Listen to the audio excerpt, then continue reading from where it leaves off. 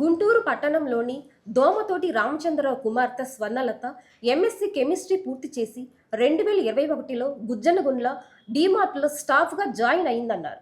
ఆ సందర్భంగా ఆమె తన సర్టిఫికెట్ జిరాక్స్ కాపీలను హెచ్ఆర్కు అందజేశారని కుల నిర్మూలన పోరాట సమితి సభ్యులు తెలిపారు.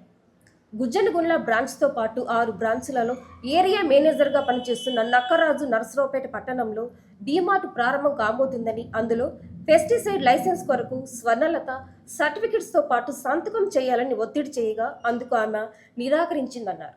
స్వర్ణలతను నూజివీడు ట్రాన్స్ఫర్ చేసిన అనంతరం ఏరియా మేనేజర్ నక్కరాజు ఆమె సర్టిఫికెట్లు, అందులోని ఆమె సంతకాలను ఫోర్జరీ చేసి నరసరావుపేట అగ్రికల్చర్ అధికారులతో పెస్టిసైడ్ లైసెన్స్ పొంది 2 ఏళ్లుగా నరసరావుపేట డీమార్ట్ యాజమాన్యం నుండి ముడుపులు దండుకొని దర్జాగా తిరుగుతున్నారన్నారు.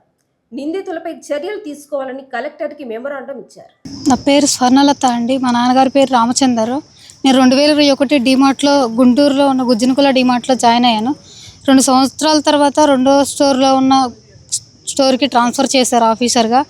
అక్కడ కొంతకాలానికి నక్కరాజు సార్ అని ఏరియా మేనేజర్ నా లైసెన్స్ కోసం నా డాక్యుమెంట్స్ అడిగారండి. నేను ఇవ్వనని చెప్పాను. మా నాన్నగారు కూలి పని చేస్తారు, మేము ఇలా తక్కువ కులం వాళ్ళమండి, అలాంటి వాటిని ఎదుర్కోలేమని చెప్పాను.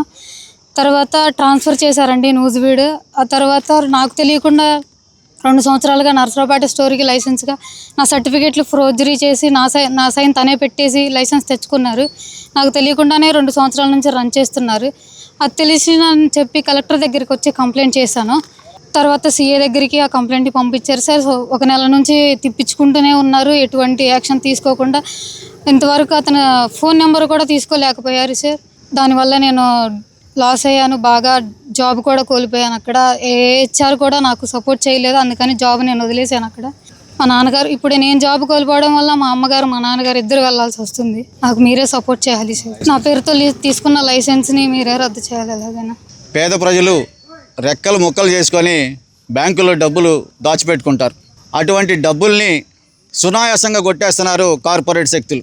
డీమార్టు, రిలయన్స్ ఫ్రెష్, అలాగే షాపింగ్ మాల్స్లో వాళ్ళు దాదాపుగా వేల కోట్ల రూపాయలు తీసుకొని ప్రజలు పట్టుకొడుతున్నారు. అలా కాకుండా డీమార్ట్ లాంటి చోట్ల షాపింగ్ మాల్స్లో కార్మికులు ఎవరైతే ఉన్నారో దానిలో పనిచేసేటువంటి కార్మికులు వాళ్ళ పొట్టలు కొడుతూ ఉన్నారు. ఒక పక్కన కూరగాయలు అమ్ముకునే వాళ్ళు, ఆకుకూరలు అలా అమ్ముకునే వాళ్ళు పొట్టలు కొడుతున్నారు. చిన్న చిన్న వ్యాపారస్తులు పొట్టలు కొట్టి మొత్తంగా డీమార్ట్ అనే పేరుతో అతిపెద్ద కుంభకోణం చేస్తున్నారు, అవినీతికి పాల్పడుతూ ఉన్నారు. ఈ మాత్రం చాలక డీమార్ట్లో పనిచేసేటువంటి వాళ్ళు ప్రధానంగా ఎవరైతే ఉన్నారో వర్కర్సు, వాళ్ళు సర్టిఫికేట్లను ఆధారం చేసుకొని వాళ్ళ సర్టిఫికేట్లు ఇవ్వండి, మేము లైసెన్స్ తెచ్చుకుంటామని మాట్లాడుతున్నారు. అది ఇవ్వనందుకు వాళ్ళ సర్టిఫికేట్లను ఫోర్జరీ చేసి ఆ లైసెన్సులు అక్రమంగా లైసెన్సులు తెచ్చుకొని డీమార్ట్లు నడుపుతూ ఉన్నారు.